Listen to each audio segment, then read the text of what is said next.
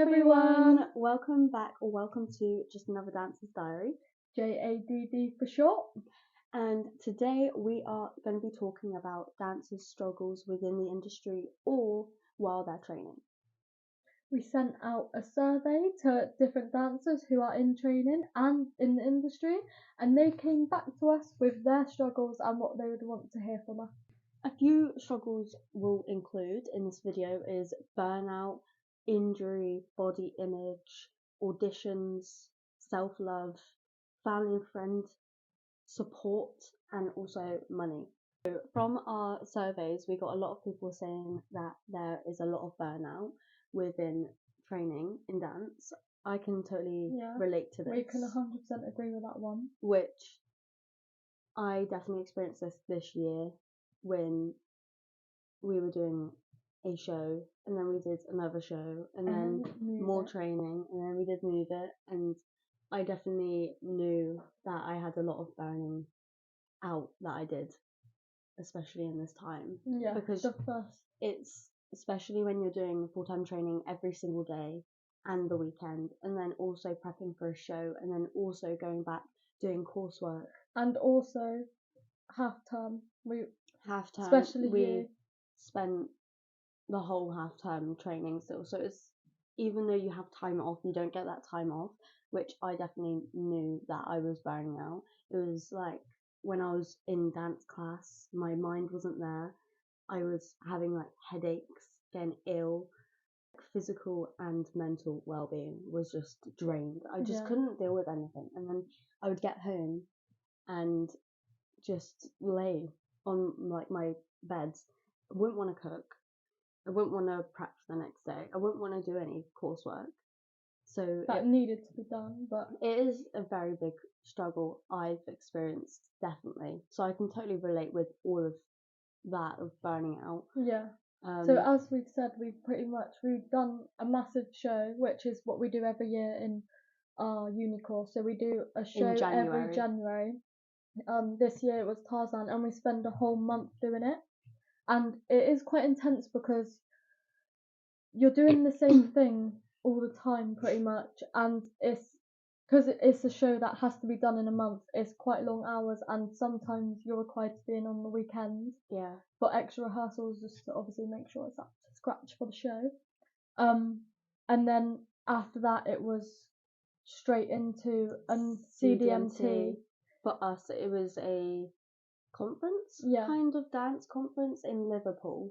Obviously that was on a weekend, so we had been dancing all week, and then obviously didn't have that weekend off. Traveling. And then straight after that weekend, it was supposed to be a half term, but obviously because of Move It coming up, we had rehearsals for that. So it was pretty much non-stop all the way. So from the start of January all the way to like mid-March, and like I think for the whole of those 3 months it was draining, and like I'm glad we did it. Like you look back at it and like it's super good, like opportunities and also great things to do. It's super grateful.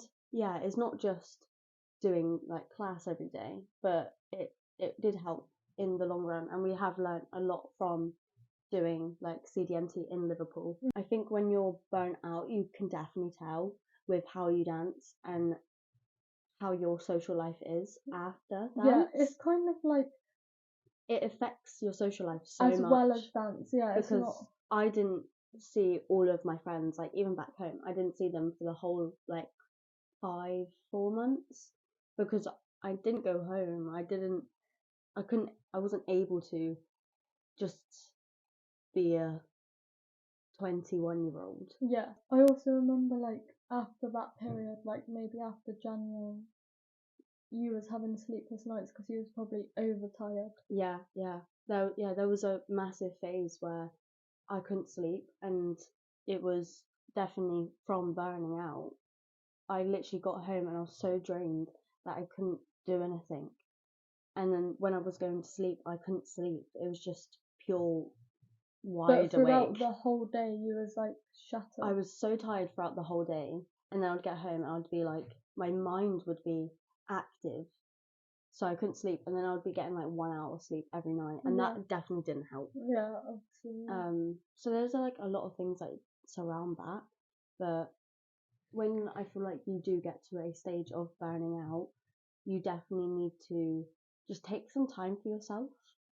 I think what helped me was just trying to get like my like food intake great as well, because I wasn't eating that great, because I couldn't be bothered to cook or make like lunches or even go for food shops, because I wasn't able to go for food shops. But like just sorting out what you eat, so you are then fueling what you're doing in dance, which you do need a lot of food, as well as making sure you have a good night's sleep, so trying to get to bed at a reasonable time. And it's also about like self-love and finding out the things that help you relax. So then like you can, and even just taking half an hour just to maybe read or do something that you like doing. Like have a bath, do a face mask, like all of these things. Just have a bit of self-care. I would say that's one of the most important things. Even though you might feel like you don't have time for it, you definitely need to try and make that time for it, because it will help you relax and it will help you get back on track. So the next one kind of also links, I feel like all of these quite link together, which is injury. I think you can maybe talk about this quite a lot.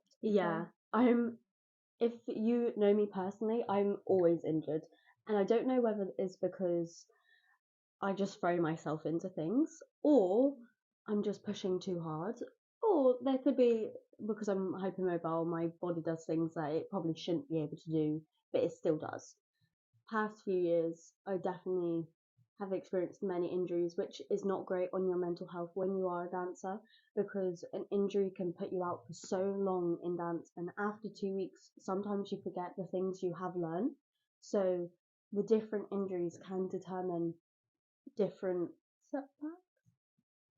setbacks, I would say. Like in December actually, I sprained my ankle quite bad. I couldn't walk on it. Then we went into January, which was the show, and I danced through a sprained ankle, which is not the best thing to do, because I'm just a very impatient person, and I sit out for maybe a week, and then I start dancing probably when I shouldn't dance, which is something that I need to work on and try and protect my body from. Then I injured my groin doing the show, which then led to more injuries in the whole of my left side of my body, meaning like I pulled muscles in the backs of my legs because I've injured that groin. So I do think when you are injured, you definitely need to take that time to heal.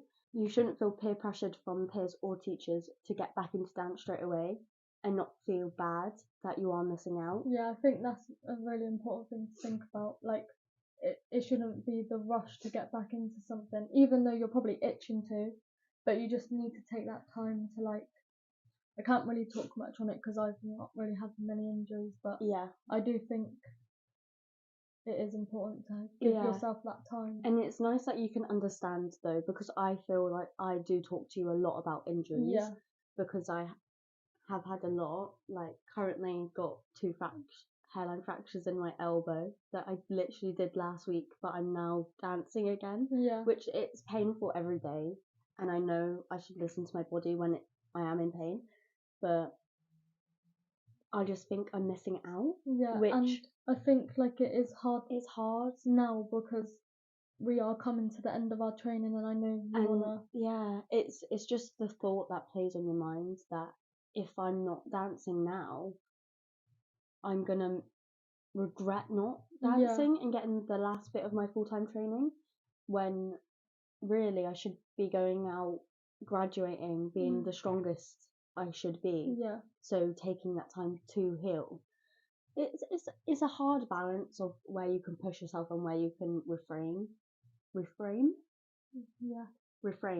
from dancing, which I feel like I've gotten good at. I know what I can do and I know what I can't do. And I think, to be fair, we are at the point in our training where you can decide for yourself. You know the most how your body feels, and exactly. Yeah. I do think this is very hard on like my mental health sometimes, purely for the fact that I think about others too much when I should just be thinking about myself. Yeah. It is hard for the people that some people are just very prone to injury and some people are not injured at all. Yeah.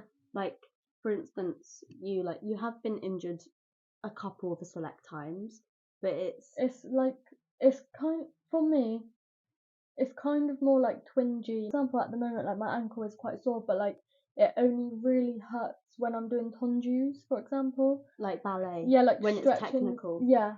So like I can't, like I know for a fact I can still dance on it without it being like a massive issue, and I don't think it would be something that would make it worse.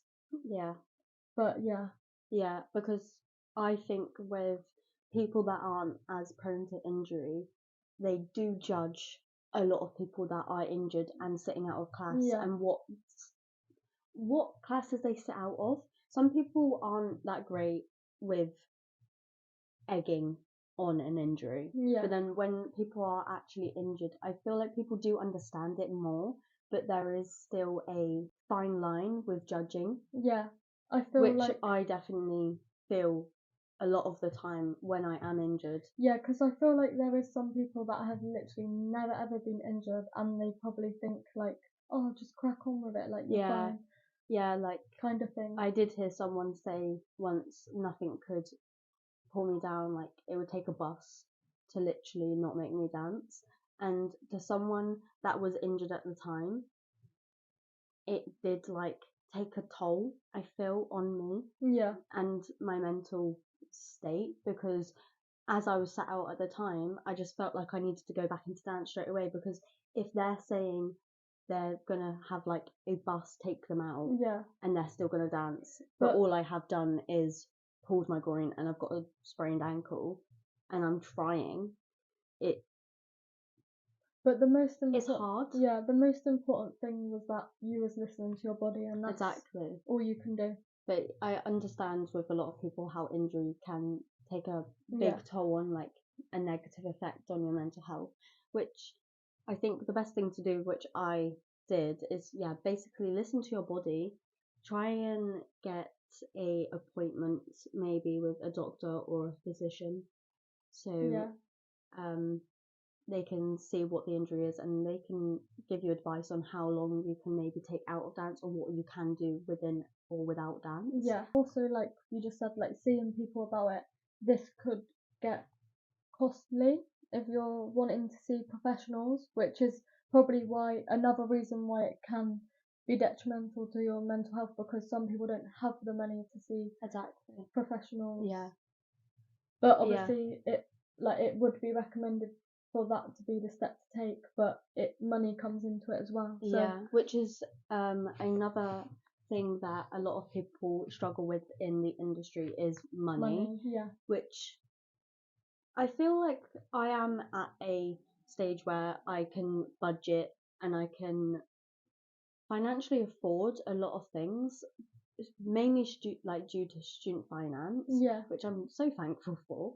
Like just like you, with student finance, you get the bare minimum, don't you? Yeah, I get pretty much. So it's hard in where we are with having to rent somewhere, like either a flat or a house. So close to London as well. So close to London, and then also getting the bare minimum for student finance, because obviously you have to work that extra. Yeah, on the weekends, which obviously isn't ideal, linking back to burnout, but it's not the greatest when you've done like a full week of training, going straight into work on the weekends just so you can afford your rent. I mean, I do try and make sure I'm working like as minimal as I can, but still being able to afford things. So that's a positive. Like I do only work 10 hours a week, which some people probably might work more than that. But yeah, I know a lot of people at uni that do work a lot. Yeah. They work like Saturday and Sunday, and then sometimes after uni as well. Yeah. Which I find baffling, because I don't think I could personally do that, because I'm quite fortunate to have that money from student finance, but there is still people that do have to work to afford to live, and it's quite sad because you're working to obviously pay rent while you're also training full time. Yeah, and you want to put your all into that full-time training. Like, you want to put every bit of energy you have into that, but sometimes it's hard when you have to put it into work as well. When you're also in on weekends and then you're staying late at dance, maybe you can't then work, which then it is a struggle, because then you may not be able to do extracurricular activities outside of dance.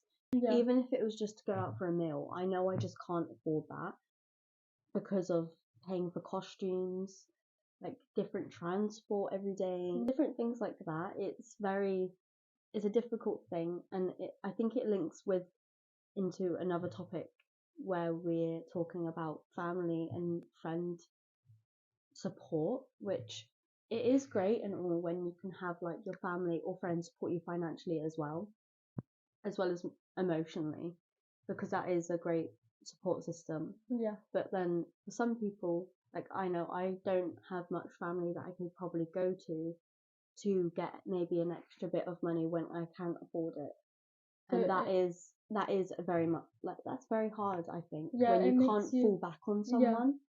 Which is why you're so like strict with budgeting and like making sure. Yeah, I literally budget £20 a week for food. Yeah. Like a food shop, and then £20 a week for petrol. Yeah. So it is a case of you having to manage your money strategically. I think that's the word. Yeah. But also trying to still have a bit of money for outside curricular activities or your wants, because it is hard going throughout a whole month or 2 months without doing anything except dancing and then working. And like, even for example, like at the moment we're still in full-time training, but even if we want to do open classes, we still have to pay money for that, which isn't a lot. Like, I'll give Creative Academy that, like, it's not a lot at all. Like, other places charge probably more. It's basically £50 for extra classes at the end of the day. So 4 o'clock is the end of the day. So you have to pay £50 extra for a term full of any classes you'd really want. But even so, like for me, £50 is a lot of money. And obviously you want to do those classes, like it's training at the end of the day. You want to do it, but it does obviously. It mounts up sometimes, even for like you, even though you have a good financial stability as well as a family. Yeah. You can't always then just turn to your family for a bit of extra money. It's a hard one, because even though I do have that, like, you never want to. I never want to, because I'm that type of the person that just I want to fend for myself, if that makes sense. Like, I want to do that, so I try my hardest to do that. But then also, even dancers already in the industry and not in full-time training, they have to pay for classes outside, like, which are so expensive now. Yeah. They're like £12 a class, or like £13 a class.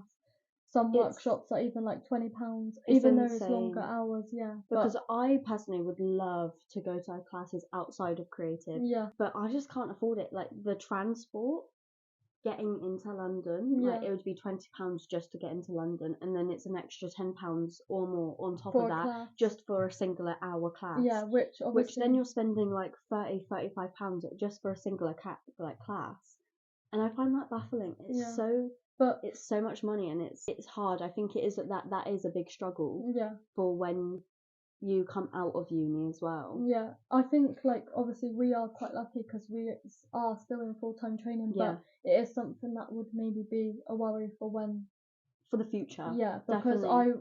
I would love to do loads of classes all the time, but it's just whether it's doable or not. Yeah. And then obviously in the midst of all of that, you're auditioning, you're doing loads of different things that again cost, like transport costs are a lot, even to print off your headshots for auditions or. You know what I mean? Like all the costs add up. The money for dancers is kind of a big issue. I think it is one of my main worries for the future. Yeah. Because I know burnout and injury are kind of worries, but burning out, you can kind of try and solve it yourself with just personal growth. and as well as injury, it's you never know when you're going to get injured. Yeah. But then money is a thing that everyone struggles with, not just obviously dancers. It's a struggle for everyone. Going back to the injury thing, your whole career is based on your body, so your body has to be in the best condition as possible. But obviously, money comes into that, because if you're someone who does get really injured, you might feel like you do have to see professionals, but that is so expensive. Like, what is that? Like, expensive. Maybe like £50 per session, even more.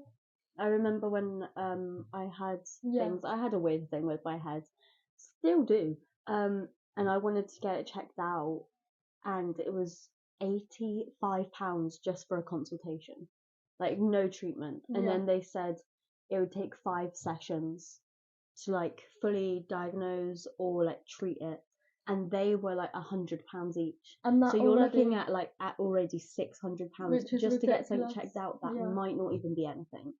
So it's hard. It's hard. Some of our last points are body image and self-love, which I think link so well together. Yeah. A lot of people, I think the main concern from our surveys that we got back was about body image. I think it's just such a big thing in the dance world. It's difficult because obviously you are, like, we have touched this on other podcasts, but it is a main thing that is a dancer's struggle. It's a main dancer's struggle with dancing every day in front of a mirror. You don't get that in any other place. Like, as a footballer or like an office worker, you're not staring at yourself all day, every day. Maybe for like social media people, obviously they're like on platforms, but for a dancer, you're literally 8 hours a day in training, staring at yourself in the mirror, and you're looking at other people in the room. And sometimes even teachers not accepting the fact that not everyone's going to be looking like a stereotypical dancer, and you never know what a stereotypical dancer looks like. It comes down to even the smallest thing, like your hair. You look at your eyes and you're like, oh, my eyes look weird, like they look. Your nose, your lips, your shape of your face, like it's literally every single detail of your body you look at, because it's right in front of you all day, every day. So you can't not look at it. When I do makeup, like I wear makeup to dance every single day, because I personally think that I dance better when I feel good. Yeah, me too. When it's hard when you've done that and you've done your hair and you look cute in like an outfit and you still don't feel that you look great. And it's hard because you know that you've done all these things to make yourself feel a certain way, and you don't feel that way when you're looking in the mirror for 8 hours a day.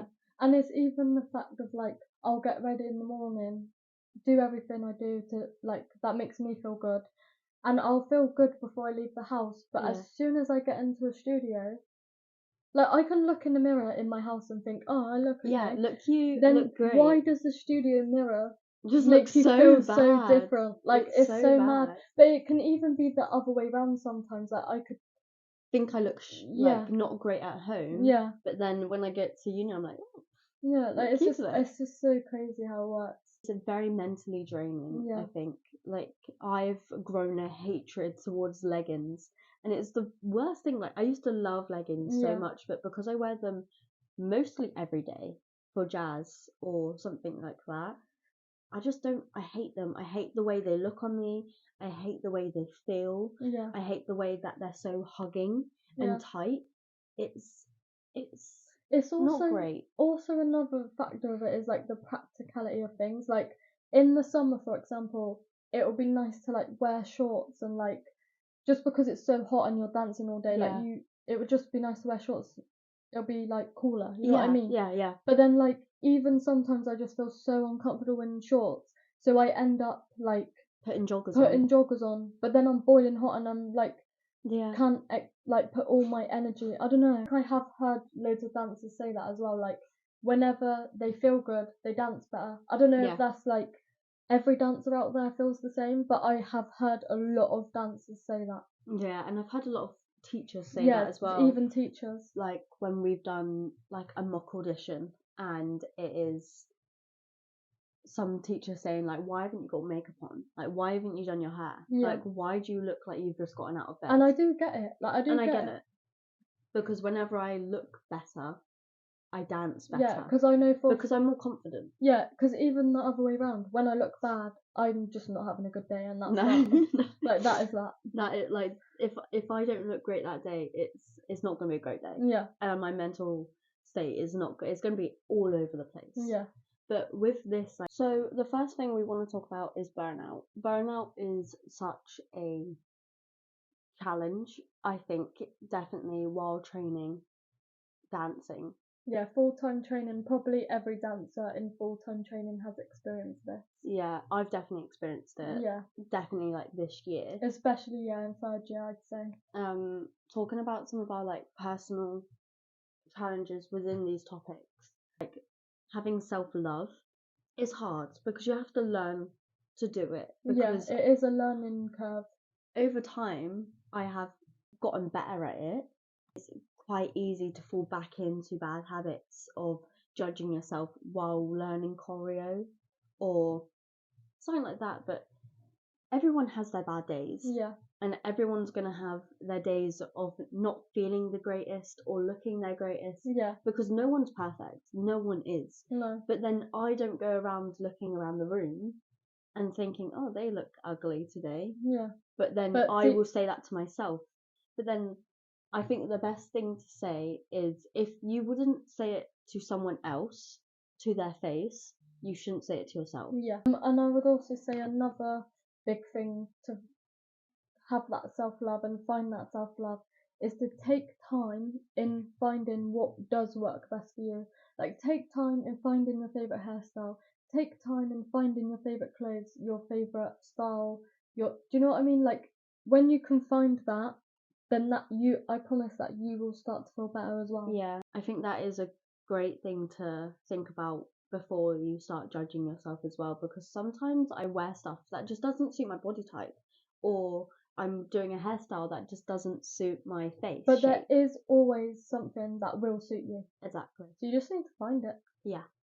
So overall, talking about burnout, injury, body image, auditions, self-love, family and friend support, and money, there are a lot of struggles for dancers in the industry and training.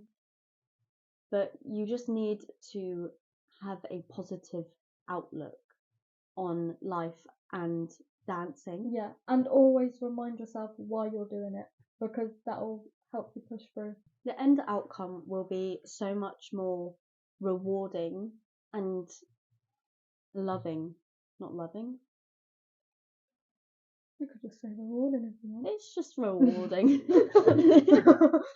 It's very rewarding at the end of the day when you get your job, or like contracts, or even seeing improvements in dance. Even if you're just a dancer that likes dancing for the sake of dancing. When you're a dancer as well, just trying to dance as a hobby or just for fun, you just have to remind yourself why you're doing it in the first place. You are just doing it for fun. You can't take too many things serious. Yeah, your version of finding self-love could just be you finding yourself in a dance class.